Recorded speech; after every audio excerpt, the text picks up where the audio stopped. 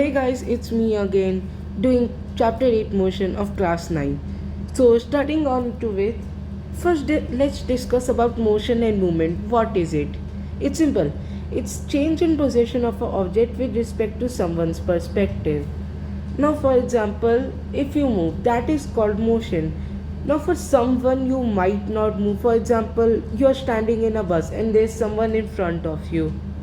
That person according to you isn't moving, but for someone else, for example a tree there, for tree, if that, or just take another person outside the bus, for that the other person is moving. So this is called motion. It is also dependent on from whose perspective you're viewing it. Okay, now coming on to the second concept, distance and displacement. So this is very simple. Distance is the total length covered. Distance is total length covered. I am right, and yes, this is it. Displacement is like distance but with direction. Now the thing is, displacement is having direction and at the same time is the shortest path between 2 points. The shortest path between 2 points. Shortest.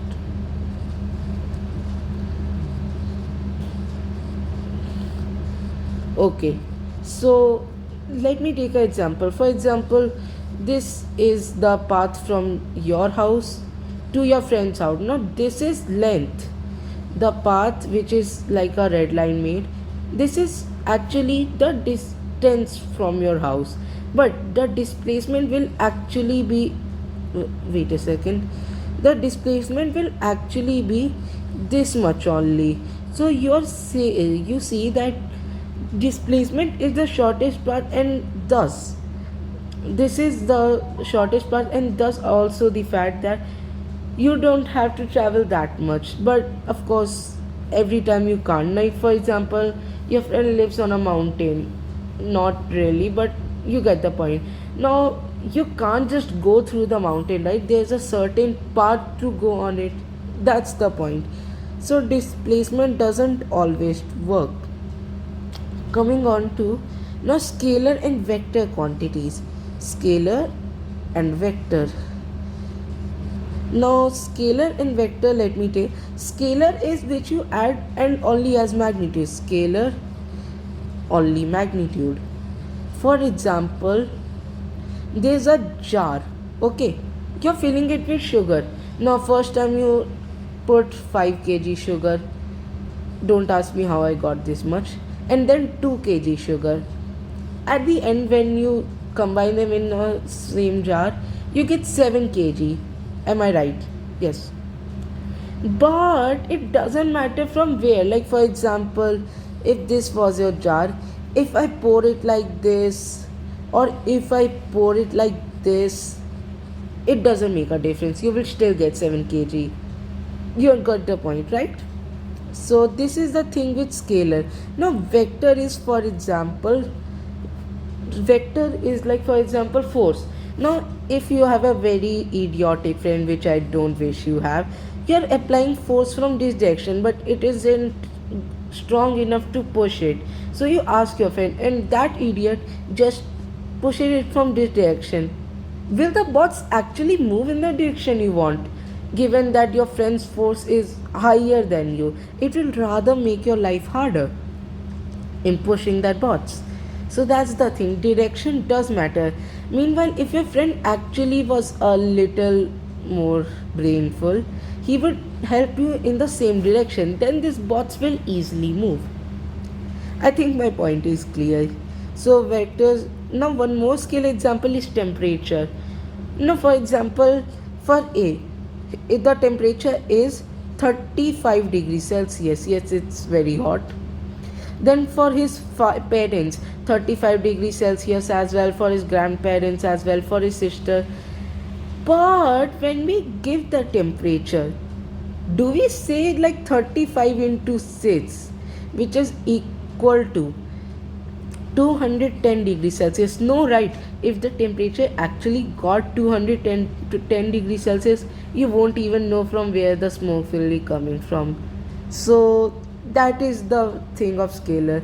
So scalar example are length, speed, force, I mean not force of sorry, temperature, density. Okay, and for vector, velocity, force, and etc. Okay, so this was. Now there are more concepts which will be covered in next video. For now, let's do a very simple question. Okay, so this is a question. Rick is riding in a bicycle around a rectangular park. The length of each side is 10 meter while the time for each round is 40 seconds. Displacement at end of 2 minute 20 seconds. Now think about this question. There's this friend of yours, Rick Astley. Okay, never gonna give it up. So coming on to the time. So for it, according to the question, just a second. Yes, the time for each round is 40 seconds. Now the amount of rounds covered in 2 minute 20 seconds. So time taken is equal to 2 minute 20 seconds. It's given in the question. Now we can convert this into second, as the SI unit is meter for length and seconds for time. SI unit time is equal to second, length meter. Okay, so this will be equal to 140 seconds. I don't think that you will forget this much, that 1 minute has 60 seconds. So coming on to the next thing. So the time taken is 140 seconds. Time taken like total, we have to cover displacement at the end of 140 seconds. Now how many rounds that will be? Rounds will be 140 by 40, which is equal to 3.5 rounds. Now think about it. This is the diagram I draw. He will cover 1 full round, then 2 full round, then 3 full round. At the end, he started from A and he will end up somewhere here at C. Now, since this is a rectangle, this is mentioned in question, the park is rectangular, we can use Pythagoras theorem. AC square is equal to AB square plus BC square. So this will give us AC square is equal to AB square, 100 plus 100, which is equal to 200, thus giving AC is equal to 10 root 2 meter. And that's our magnitude of displacement.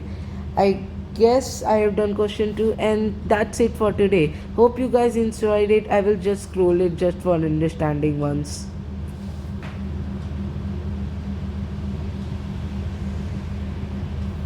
Okay guys, bye.